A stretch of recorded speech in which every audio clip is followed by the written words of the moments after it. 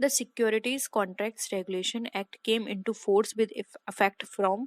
अब जो security exchange contract जो है हमारा, वो हमारा कब लागू हुआ था? 1949, 1954, 1956 या फिर 1957? बताइए। लागू होने की बात कर रहे हैं, याद रखिएगा। कभी कभी स्टूडेंट कंफ्यूज हो जाते हैं कि एक्ट कब आया कब लागू हुआ। देखिए, एक्ट कभी भी आ सकता है, लेकिन लागू जरूरी नहीं है उसी साल हो सकता है जिस साल बनाया गया उस एक्ट को उसी साल से लागू हो जाए या फिर अगले साल से लागू हो। तो याद रखिएगा ये सारी चीजें। तो यहाँ पे ऑप्शन डी राइट आंसर होगा। 1957 में वो फोर्स में आया था। ठीक है,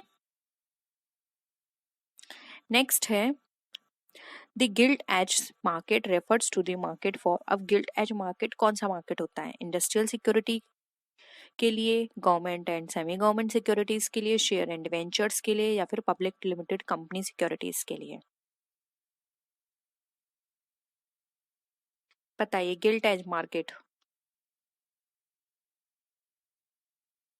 देखिए गिल्ट एज मार्केट जो होते हैं वो हमारे बताते हैं government and semi government securities को। यानी कि इस मार्केट में जो सिक्योरिटीज यहाँ पे सेल करवाई जाती हैं वो होती है हमारी गवर्नमेंट की। अब वो गवर्नमेंट भी हो सकती है, वो सेमी गवर्नमेंट भी हो सकती है। वो लोग अपनी यहाँ पे सिक्योरिटीज को सेल करवाते हैं, यानी लिस्ट करवाते हैं। ठीक है, नेक्स्ट है largest mutual fund business in India is in the hands of. अब लार्जेस्ट म्यूचुअल फंड का जो बिजनेस है वो इंडिया में किसके हाथों में है? Unit trust of India, state bank of India, Canara bank या फिर टाटा कंपनी? बताइए, सबसे ज्यादा मार्केट म्यूचुअल फंड का किस में है? देखिए, अगर हम बात करें लार्जेस्ट म्यूचुअल फंड बिजनेस की इंडिया के अंदर, तो सबसे ज्यादा वो मार्केट है यूनिट ट्रस्ट ऑफ इंडिया के पास। सबसे ज्यादा मार्केट इसका है, इसलिए ऑप्शन ए यहाँ पे यूनिट ट्रस्ट ऑफ इंडिया हमारा राइट आंसर हो जाएगा। नेक्स्ट है private sector mutual funds were permitted in India in the year. अब जो प्राइवेट सेक्टर म्यूचुअल फंड्स हैं वो परमिटेड होते हैं इंडिया में किस साल? 1964 में परमिट हुए, 1993, 1992 या फिर नन ऑफ दीज? बताइए, प्राइवेट सेक्टर को कब परमिशन मिली?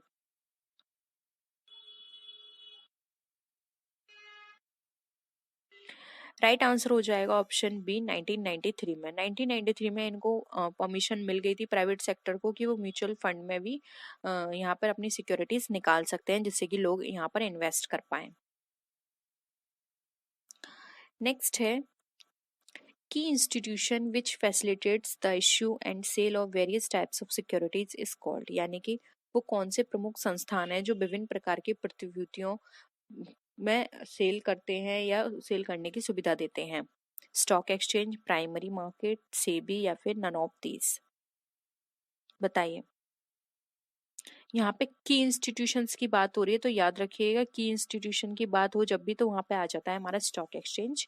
ऑप्शन ए यहाँ पे हमारा राइट है, क्योंकि स्टॉक एक्सचेंज के द्वारा ही ये सारी एक्टिविटी कंडक्ट की जाती है। नेक्स्ट है the person who sell shares short in anticipation of fall in share price is called. यानी कि शेयर मूल्य में गिरावट की जो प्रत्याशा है उसमें शेयरों को बेचने वाले को क्या कहा जाएगा? Bull speculator, bear speculator, both bull and bear speculator या फिर नन ऑफ द अबव? यानी कि जो कमी आती है तो उसमें सेल करते हैं। बताइए, क्या होगा आपके अकॉर्डिंग आंसर इसका? राइट आंसर होगा C, both bull and bear speculator, क्योंकि इसमें जो शेयर में फॉल आता है तो बियर और बुल दोनों ही अपने जो शेयर्स हैं उनको बेचते हैं। ठीक है, नेक्स्ट है the securities in which forward trading is allowed are refer to as. यानी कि जो जिसके अंदर फॉरवर्ड ट्रेडिंग अलाउड होती हैं वो हमारी कौन सी, क्या रेफर करती हैं, यानी कि किसके अंदर होती हैं? वो स्पेसिफाइड सिक्योरिटीज के अंदर, परमिटेड सिक्योरिटीज के अंदर, लिस्टेड क्लियर्ड सिक्योरिटीज या फिर अनस्पेसिफाइड सिक्योरिटीज? बताइए, किसके अंदर फॉरवर्ड ट्रेडिंग हमारी अलाउ होती है? देखिए, स्पेसिफाइड ट्रेडिंग वो ट्रेडिंग होती है, सॉरी, स्पेसिफाइड सिक्योरिटी वो सिक्योरिटीज होती है जिसके अंदर फॉरवर्ड ट्रेडिंग हम कर सकते हैं। तो ऑप्शन ए यहाँ पे हमारा राइट आंसर हो जाएगा। नेक्स्ट है The securities listed on some of the recognized stock exchange when permitted to be traded by those stock exchange where they are not listed are called। यानी कि ऐसी securities जो कि रिकॉग्नाइज्ड स्टॉक एक्सचेंज के अंदर permitted है trade करने के लिए, हालांकि वो उसमें लिस्ट नहीं है तब भी वो उसमें सेल कर सकती हैं, वो इसके लिए उनको परमिशन मिली हुई है, वो कौन सी सिक्योरिटीज होती हैं? Unspecified securities, listed securities, permitted securities या फिर नन ऑफ दी अबव। बताइए। देखिए आप यहाँ पे नाम से ही पहचान सकते हैं कि यहाँ पर वो लिस्ट नहीं है फिर भी उनको परमिशन मिल रही है, तो परमिटेड सिक्योरिटीज ही होंगी, इसलिए ऑप्शन सी यहाँ पे हमारा राइट है। ठीक है, अब देखिए यहाँ पर आप समझ गए हैं कि आपने यहाँ पर क्या समझा, स्पेसिफाइड में आप समझ गए कि स्पेसिफाइड सिक्योरिटीज वो सिक्योरिटीज होती हैं जिसमें फॉरवर्ड ट्रेडिंग होती है, और परमिटेड सिक्योरिटीज वो सिक्योरिटीज होती हैं जो कि लिस्ट नहीं है फिर भी स्टॉक एक्सचेंज के अंदर खुद को ट्रेड कर सकती हैं। ठीक है, अब बचा हमारा अनस्पेसिफाइड ट्रेडिंग। तो यहाँ पर आप अगर अनस्पेसिफाइड ट्रेडिंग की बात करें तो आप इसका मीनिंग भी समझ लीजिए। अनस्पेसिफाइड ट्रेडिंग वो होती हैं जो फॉरवर्ड ट्रेडिंग उनको अलाउ नहीं होती है, और लिस्टेड सिक्योरिटीज वो होती हैं जो किसी ना किसी स्टॉक एक्सचेंज में लिस्ट होती हैं। ठीक है, नेक्स्ट है the stock exchange division in ministry of finance had issued guidelines on good and bad delivery of documents on. यानी कि जो हमारा वित्त मंत्रालय था, यानी कि मिनिस्ट्री ऑफ फाइनेंस, उसने एक्सचेंज डिवीजन में स्टॉक एक्सचेंज डिवीजन ने दस्तावेजों के अच्छे और बुरे वितरण का निर्देश कब जारी किए थे, आपको वो डेट बतानी है। 30 अगस्त 1991, 15 जुलाई 1964, 30 मार्च 1986 या फिर 19 मई 1966 में। बताइए कब वो गाइडलाइन उन्होंने जारी की थी। देखिए ये जो गाइडलाइन आई थी कि कौन सी गुड डिलीवरी होगी कौन सी बैड डिलीवरी होगी, इसके ऊपर जो डॉक्यूमेंट्स उन्होंने इशू किए थे वो हुए थे 30 अगस्त 1991 को। ठीक है, तो यहाँ पे ऑप्शन ए जो है वो हमारा राइट आंसर हो जाएगा। होप यहाँ पर आपको कैपिटल और मनी मार्केट से रिलेटेड सारे क्वेश्चंस क्लियर हुए हैं। ठीक है, कोई और भी डाउट है तो प्लीज आप जरूर बता दीजिएगा। नेक्स्ट है when the movement of price of share is upward. आपने पहले डाउनवर्ड पढ़े थे, अब यहाँ पर है अपवर्ड। जब हमारे प्राइस का मूवमेंट, शेयर का मूवमेंट हो रहा है, लेकिन वो मूवमेंट कब हो रहा है जब हमारे प्राइस अपवर्ड में है, तो उसको क्या बोले, बुलिश, बेरिश, स्पेकुलेटिव या फिर नन ऑफ दी। बताइए। ऑब्वियस है, जब हमारे डाउनवर्ड थे तो उसको हमने बेरिश नाम दिया था, तो यहाँ पर इसका जो हो जाएगा वो हो जाएगा बुलिश। यानी कि मूवमेंट हो रहा है और वो अपवर्ड में हो रहा है तो वो है बुलिश, और मूवमेंट हो रहा है लेकिन वो डाउनवर्ड में हो रहा है तो वो है बेरिश। ठीक है, तो ऑप्शन ए यहाँ पे हमारा राइट आंसर है। When the movement of price of share is downward it is called। यानी कि जब भी मूवमेंट होता है प्राइस का और वो प्राइस डाउनवर्ड में जाते हैं, यानी कि हम वो उनके जो प्राइस हैं वो गिर रहे हैं, तो उसको हम क्या बोलते हैं, bullish trend, bearish trend, speculative trend या फिर नन ऑफ दिस। बताइए। मूवमेंट तो हो रहा है लेकिन वहां पे वो कम हो रहे हैं, बताइए क्या होगा इसका। देखिए जब हमारे प्राइस डाउनवर्ड में जाते हैं तो उसको बोलते हैं हम, यहाँ पर जो हमारा आंसर आएगा वो होगा ऑप्शन नंबर बी, बियरिश। ठीक है, बेरिश यानी मंदी की प्रवृत्ति, यानी कि कमी आ रही है मार्केट में, ट्रेंड में, और वो जो प्राइस है वो कम हो रहे हैं यानी मंदी आ रही है।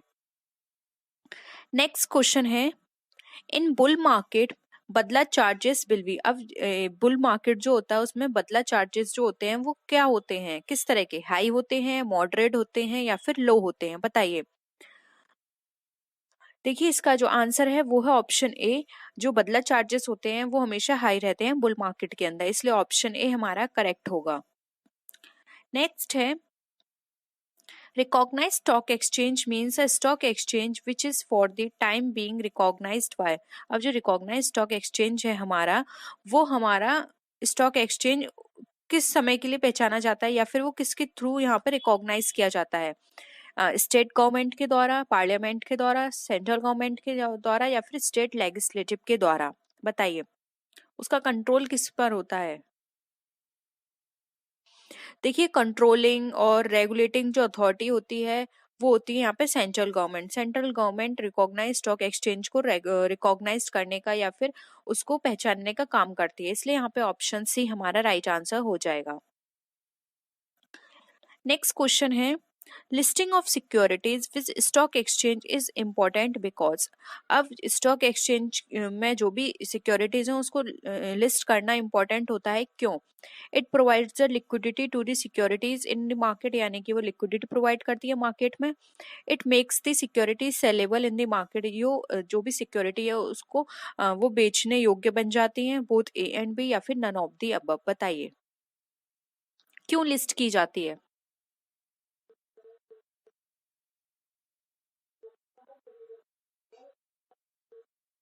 देखिए किसी भी स्टॉक एक्सचेंज में जब भी हम सिक्योरिटीज को लिस्ट करते हैं तो इसका मतलब यहाँ पर ये होता है कि वो सिक्योरिटीज मार्केट में लिक्विडिटी प्रोवाइड करेगी। It provides liquidity to the securities in the market. Okay, इसलिए यहाँ पे ऑप्शन ए हमारा राइट आंसर हो जाएगा। नेक्स्ट है, dash are allowed to the list their securities in the stock exchange, यानी कि क्या अलाउ करते, कौन कौन सी चीजें हैं जो अलाउ होती हैं सिक्योरिटीज एक्सचेंज की, सिक्योरिटीज एक्सचेंज में? बताइए। पब्लिक कंपनीज की सिक्योरिटीज अलाउ होती हैं, प्राइवेट कंपनी जो होती हैं वो अलाउ होती हैं, या फिर पब्लिक और प्राइवेट दोनों अलाउ होती हैं, या फिर नन ऑफ दी अबव? किस तरह की सिक्योरिटीज यहाँ पे अलाउबल होती हैं?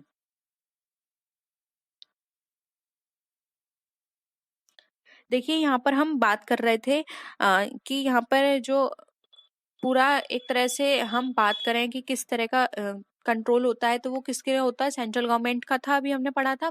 तो यहाँ पर जो सिक्योरिटी लिस्टेड होती हैं वो होती है हमारी पब्लिक कंपनी की। ऑप्शन ए यहाँ पे हमारा राइट आंसर हो जाएगा। पब्लिक कंपनी अलाउ होती है यहाँ पर अपनी सिक्योरिटीज लिस्ट कराने के लिए। नेक्स्ट क्वेश्चन है, a company with a paid up capital of over should list its securities on at least one more stock exchange in addition to the stock exchange of the region। यानी कि अधिक भुगतान वाली पूंजी वो कितनी amount होगा किसी भी कंपनी के लिए जो कि यहाँ पर स्टॉक एक्सचेंज के लिए अलाउ होगी, एक से एक, कम से कम एक तो उसको किसी ना किसी स्टॉक एक्सचेंज में लिस्ट होना होगा। ठीक है, तो वो 4 करोड़ अमाउंट रखा गया है उसके लिए, 5 करोड़ रखा है, 1.5 करोड़ रखा है, या फिर 10 करोड़ रखा है। बताइए कितना उसका प्राइस होना चाहिए कि वो कम से कम एक स्टॉक एक्सचेंज में तो खुद को लिस्ट करा ले।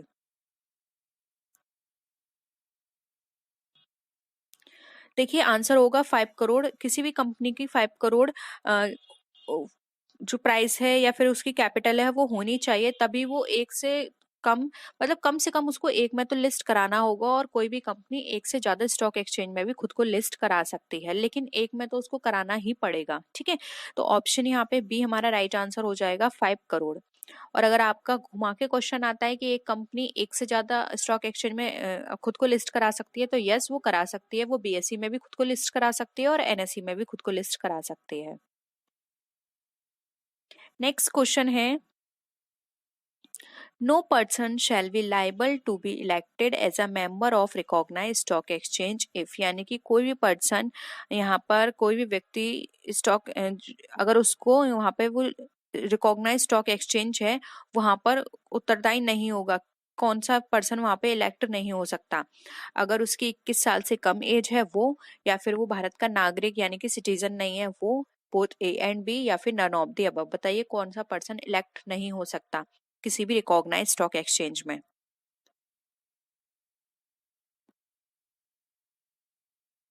देखिए यहाँ पे दोनों ही कंडीशन ऐसी हैं कि वो 21 साल से कम है तब भी वो लिस्ट नहीं हो सकता, और ना ही अगर वो यहाँ पे सिटीजन है इंडिया का तब भी वो लिस्ट नहीं हो सकता। उसको ये दोनों कंडीशन करनी पड़ेंगी।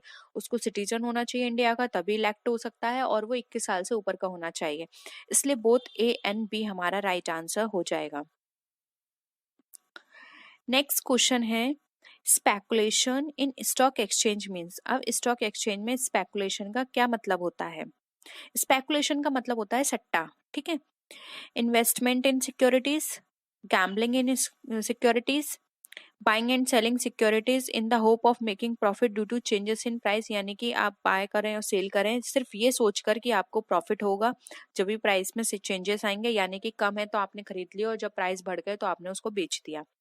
फिर नन ऑफ दी अबव। बताइए सट्टा स्टॉक एक्सचेंज में किस चीज को कहा जाएगा?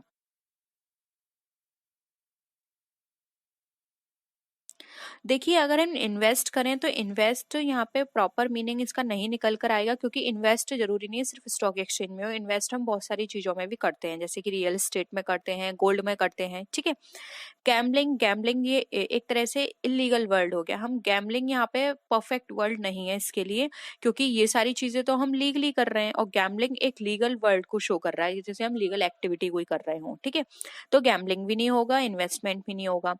ऑप्शन सी यहाँ पे हमारा करेक्ट आंसर हो जाएगा, क्योंकि देखिए स्टॉक एक्सचेंज में पर्सन क्यों इन्वेस्ट करता है, कि उसको कुछ प्रॉफिट हो, और हर पर्सन यही सोचता है कि जब प्राइस कम होंगे तब मैं इन शेयर्स को खरीदूंगा, और जब प्राइस हाई हो जाएंगे तो मैं सेल कर दूंगा।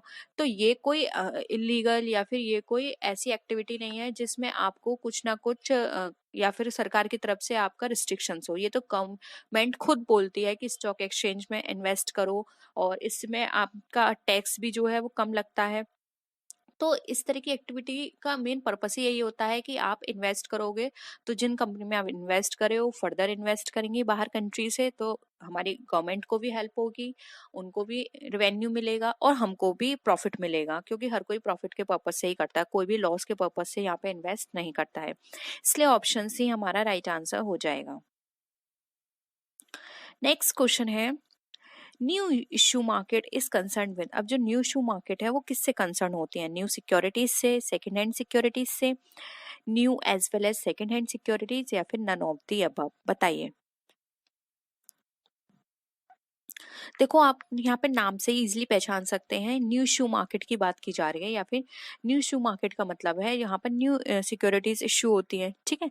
तो यहाँ पे ऑप्शन ए राइट आंसर हो जाएगा। न्यू सिक्योरिटीज में हम न्यू सिक्योरिटीज यहाँ पे लिस्ट की जाती हैं, यहाँ पर उनको इशू किया जाता है फर्स्ट टाइम, जिसको हम न्यू इशू मार्केट बोलते हैं।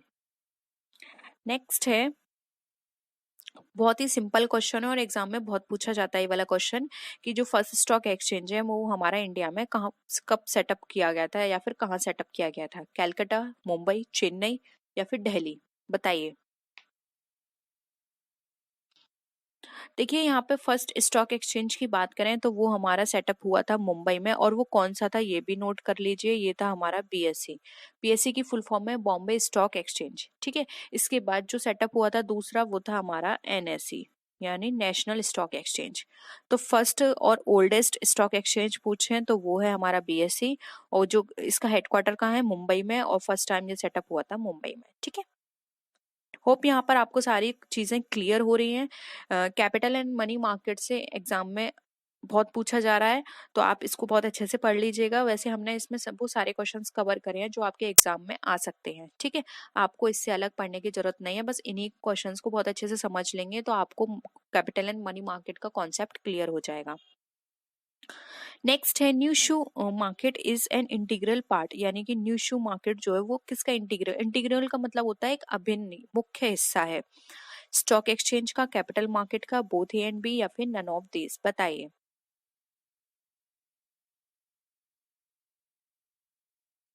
देखिए राइट आंसर होगा यहाँ पे option B, new issue market जो है वो कैपिटल मार्केट का मेन पार्ट होता है, इसलिए ऑप्शन बी यहाँ पे हमारा राइट आंसर हो जाएगा।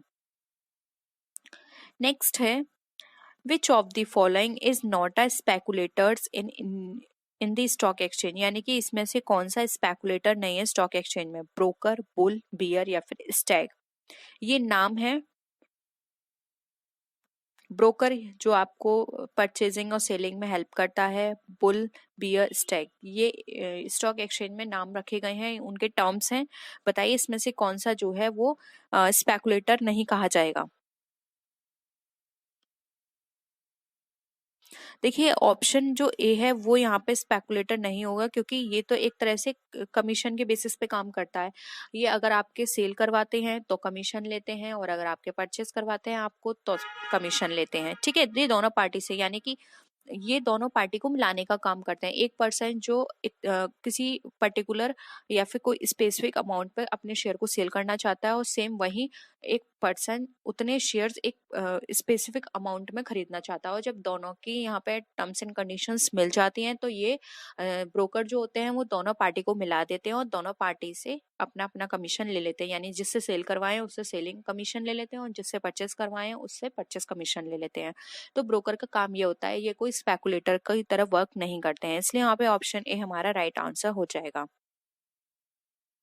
और यहाँ पे ब्रोकर जो चार्जेस या कमीशन लेते हैं उसको ब्रोकरेज भी बोला जाता है, ठीक है। तो ये टर्म्स आप याद रखिए, ये टर्म्स आपको इसी टर्म्स के अकॉर्डिंग वहां पे लिखना होगा, क्योंकि एग्जाम में ये भी पूछा जा सकता है कि जो ब्रोकर है वो कोई कमीशन लेता है तो उसको किस नाम से जानते हैं, कमीशन, सैलरी, फीस या फिर ब्रोकरेज। तो आपको लिखना होगा ब्रोकरेज। कमीशन भी हो सकता है क्योंकि कई जगह आपको कमीशन भी मिलेगा, अगर ब्रोकरेज नहीं है तो आप वहां पे कमीशन टिक कीजिएगा, ठीक है। नेक्स्ट है, which of the following speculators expects the price of securities to rise in the near future. अब इसमें से कौन सा जो हमारा स्पेकुलेटर है वो हमारा उम्मीद करता है कि फ्यूचर में जो प्राइस है वो वहां पर राइज होंगे यानी कि बढ़ेंगे। उसको हम बियर बुल बोलते हैं, बियर बोलते हैं, स्टैग बोलते हैं या फिर नन ऑफ द अबव। बताइए, यानी कि कौन ये सोच के चलता है कि फ्यूचर में प्राइस जो है हमारे राइज होंगे। देखिए, जो बुल होता है वो हमेशा ये सोच के चलता है कि फ्यूचर में हमारे जो प्राइस है वो राइज होंगे। अभी बी और स्टैग भी हम आगे पढ़ेंगे। नेक्स्ट है, which of the following speculators expects the price of securities to fall in the near future। अब ये कौन एक्सपेक्ट करता है कि हमारे जो प्राइस हैं वो फ्यूचर में फॉल होंगे यानी कि कम होंगे, बुल, बियर, स्टैग या फिर नन ऑफ दीज।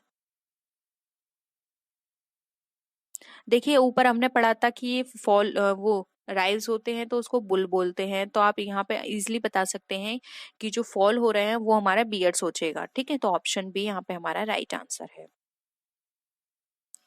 नेक्स्ट है, dealing in stock exchange in India are regulated by. अब स्टॉक एक्सचेंज में डीलिंग जो होती है वो किसके द्वारा रेगुलेट की जाती है, Indian companies act, securities contract regulation act, stock exchange act या फिर नन ऑफ द अबव।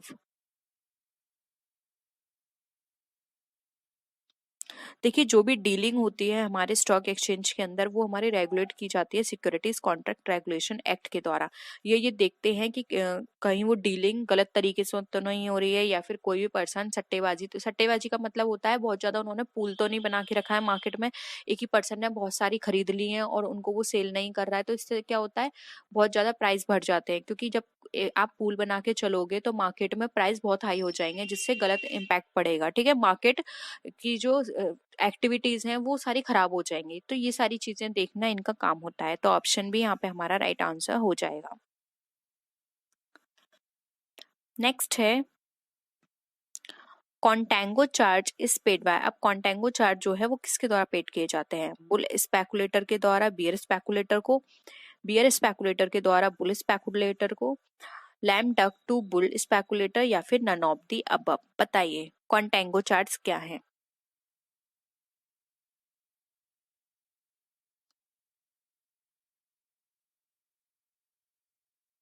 बताइए। देखिए, यहाँ पे कॉन्टेंगो चार्ज की बात की जा रही है, तो यहाँ पर जो इसका राइट आंसर होगा वो होगा यहाँ पे ऑप्शन नंबर हमारा ए। ये बुल स्पेकुलेटर के द्वारा बियर स्पेकुलेटर को पे किए जाते हैं कॉन्टेंगो चार्जेस। देखिए, अभी हमने बुल बियर की बात की थी, तो स्टैग भी देख लीजिए। देखिए, स्टैग एक ऐसा स्पेकुलेटर होता है जो कि न्यू शेयर्स जो होते हैं उनके ऊपर अपनी जो प्रिडिक्शंस हैं वो अप्लाई करता है। ये मार्केट में सिक्योरिटीज को खरीदता नहीं है, लेकिन ये अपनी जो भी प्रिडिक्शंस हैं सोल्ड करवाने के लिए उसको प्रीमियम लगाकर उसको, मतलब खरीदता नहीं है लेकिन जो भी सेल होती हैं उसके ऊपर अपना प्रीमियम लगा के उसको सेल करवाता है, ठीक है, न्यू कंपनीज के। तो याद रखिएगा, अगर ये बात की जाए कि न्यू इश्यू में कौन सा स्पेकुलेटर वर्क करता है तो वो है हमारा स्टैग। वहीं अगर हम लैम डक की बात करें जो भी आपने पढ़ा था, तो जब कोई भी बियर स्पेकुलेटर ये फाइंड आउट करने में उसको बहुत डिफिकल्टी होती है किसी भी तरह के कमिटमेंट को, तो वहां पे वो बहुत तरह की स्ट्रगलिंग करता है, तो वहां पर उसको लैम डक बोला जाता है, ठीक है। और इन सब चीजों को हम दोबारा जब हम थ्योरी क्लासेस करेंगे तो वहां भी डिस्कस कर लेंगे। और अगर आपको क्लियर हो गया है तो आप बता दीजिएगा, नहीं तो हम और चीजें करेंगे क्योंकि हमारे पास अभी बहुत सारा मैटर है डिस्कस करने के लिए। तो हम, अगर आपको पहले से ये सारी चीजें पता है तो हम उनको डिस्कस नहीं करेंगे, ठीक है। अब है बदला चार्ज। बदला चार्ज इज पेड बाय। अब बदला चार्ज किसके द्वारा पेड किया जाता है, बुल स्पेकुलेटर के करता है बियर स्पेकुलेटर को, बियर स्पेकुलेटर करता है बुल स्पेकुलेटर को, इधर ए और बे बी और बियर स्पेकुलेटर टू सेबी, यानी बियर स्पेकुलेटर करेगा सेबी को। बताइए बदला चार्जेस कौन पे करेगा?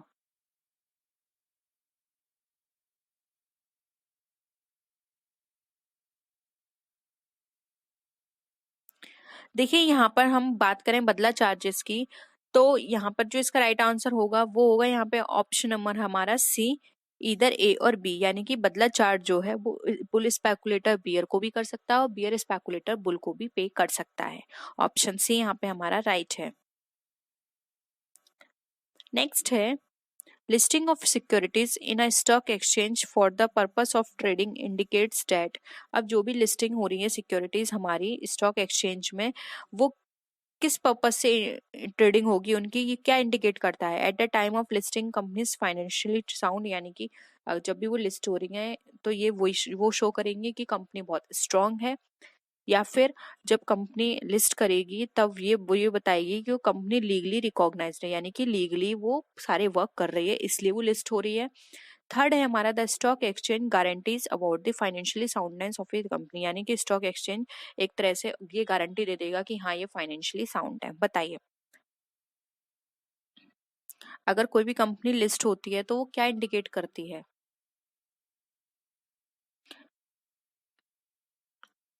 देखिए यहाँ पर आपने हमने अमाउंट की भी बात की थी कि 5 करोड़ जिसके पास होंगे, जिसकी कैपिटल होगी वो यहाँ पे लिस्ट करा सकती है, एक कम से कम एक में उसको लिस्ट होना पड़ेगा। तो इन सारी चीजों को समझते हुए भी आप इनका आंसर कर सकते हैं इजिली। देखिए यहाँ पर बी हमारा राइट आंसर हो जाएगा, फाइनेंशियली साउंड है, इसका सर्टिफिकेट ये प्रोवाइड नहीं करती कि हाँ लिस्ट हो गई है तो वो फाइनेंशियली साउंड होगी, या फिर वो ये गारंटी दे रही है कि फाइनेंशियली वो बिल्कुल स्ट्रांग है। इस तरह की चीजें लिस्टिंग का मतलब नहीं होता। लिस्टिंग का मतलब होता है कि कंपनी अगर लिस्ट हो गई तो यानी वो लीगली बाउंड है, यानी कि वो सारे काम लीगली तरीके से कर रही है। ठीक है, सिर्फ इतना ही उसका पर्पस है। और बाकी चीजें हैं कि वो कंपनी फाइनेंशियली साउंड है या फिर उसकी जो कैपिटल है बहुत अच्छी है, ये सब चीजें हमारे लिस्टिंग से फर्क इसको नहीं पड़ता है। ठीक है, तो ऑप्शन बी यहाँ पे हमारा करेक्ट आंसर हो जाएगा। नेक्स्ट है stock exchange deals with the. अब जो स्टॉक एक्सचेंज है वो किसके साथ डील करती है? Second hand securities, issue of preference shares, issue of equity shares, या फिर इश्यू ऑफ डिवेंचर्स। बताइए सेकंड जो स्टॉक एक्सचेंज है वो हमारा किसके साथ डील करेगा?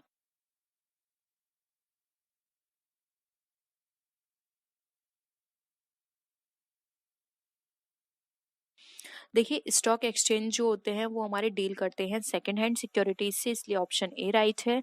और अभी हमने फर्स्ट जो ये बात करी थी कि हाँ न्यू इश्यू शेयर्स किसके साथ डील करते हैं, तो वो है न्यू इश्यू मार्केट। ठीक है, दोनों अलग है, तो ऑप्शन ए यहाँ पे हमारा करेक्ट आंसर हो जाएगा।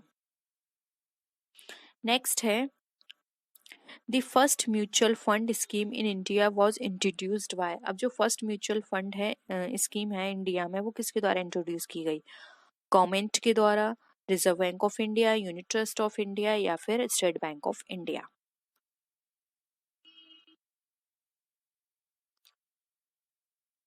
देखिए आंसर होगा यहाँ पे ऑप्शन सी। जो फर्स्ट टाइम म्यूचुअल फंड में स्कीम जो है वो इंट्रोड्यूस की गई थी, वो की गई थी हमारी यूनिट ट्रस्ट ऑफ इंडिया के द्वारा। तो ऑप्शन सी हमारा यहाँ पे करेक्ट है।